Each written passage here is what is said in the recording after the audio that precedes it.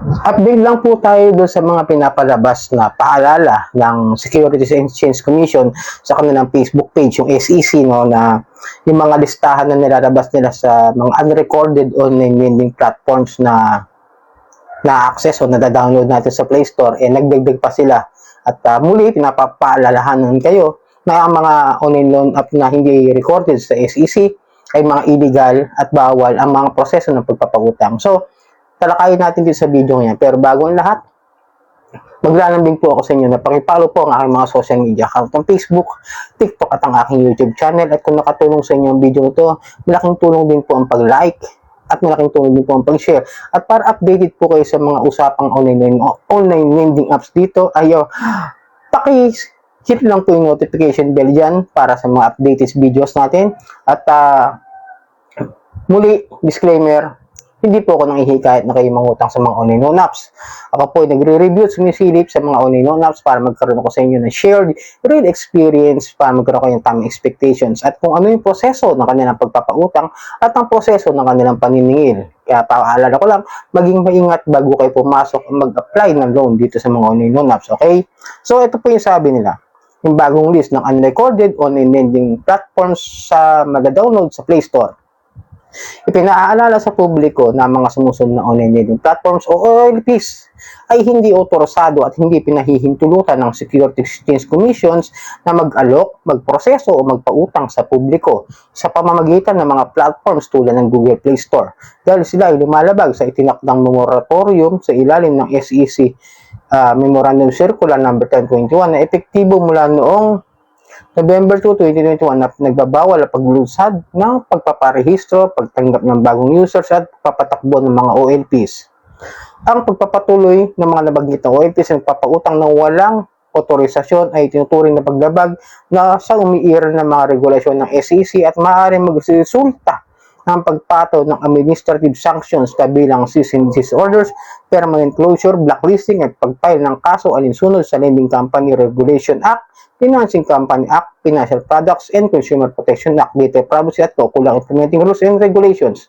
So, ano yung mga OLA o yung mga online lending platforms na wala sa list ng recorded online lending platforms ng SEC? Ito po yan. The Pesomate, the Yulen, the Magaling Peso, the VIP Cash, Cashpedia, PeraNow, FinLedger, Madapera, ZRT Loan, Peso Juan, Quago Peso, SL Cash, Peso Easy, Peso One, Sure Money, VIP Funds, Cashflux, Librar Loan, Agad Loan, More Pautang, Cash Twig, at Suki Peso. So, yung mga yan, nasubukan ko na, nasilip ko na.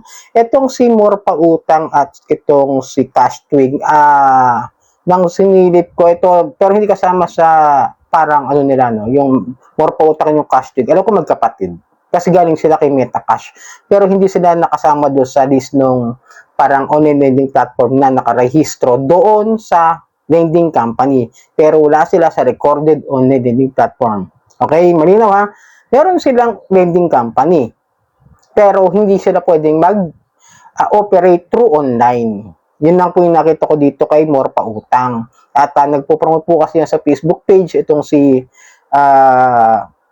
MetaCash na yun nga, meron daw sila mga bagong loan. Kaya maging maingat kayo. Hindi porket nagpo-post sa Facebook page yung mga pautangan yan ng MetaCash, yung iba.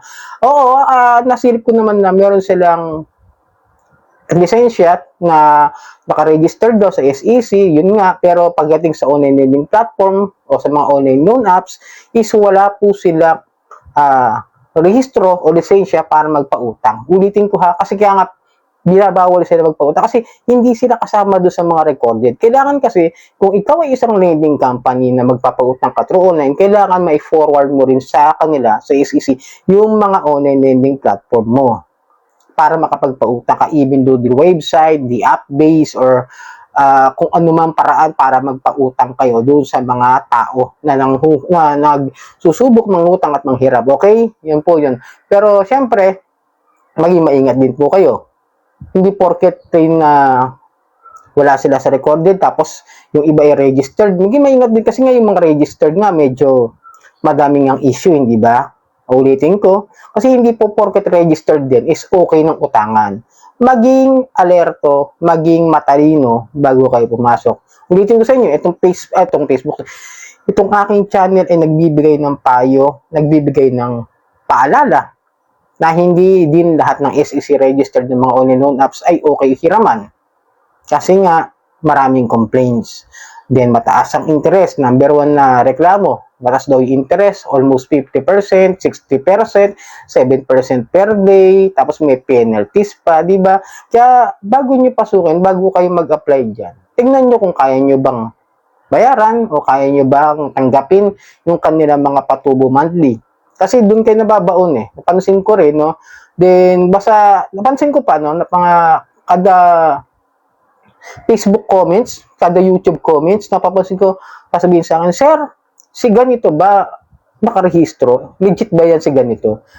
Alalahanin nyo bago kayo mangutang. Tingnan nyo muna sa SEC. Tingnan nyo muna sa CIC kung sila ba nakaregister. Hindi nyo kung kailan nakautang tayo tsaka tayo magtatanong kung sila ba legit na nakaregister.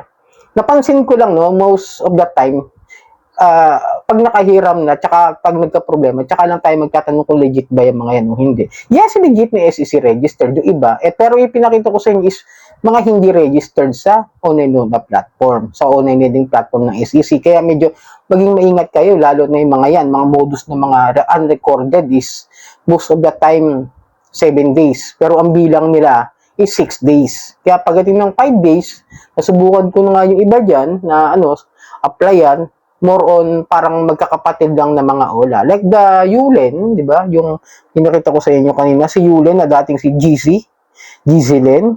Kung maalala natin, nawala bigla si GC Len. Tapos naging si Yulen. Kaya, hindi rin porket SEC registered sila is okay na talaga.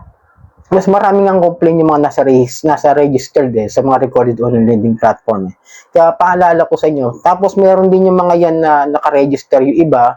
Tapos magugulat ka, mayroong ibang apps na nakalagay doon under ng isang company.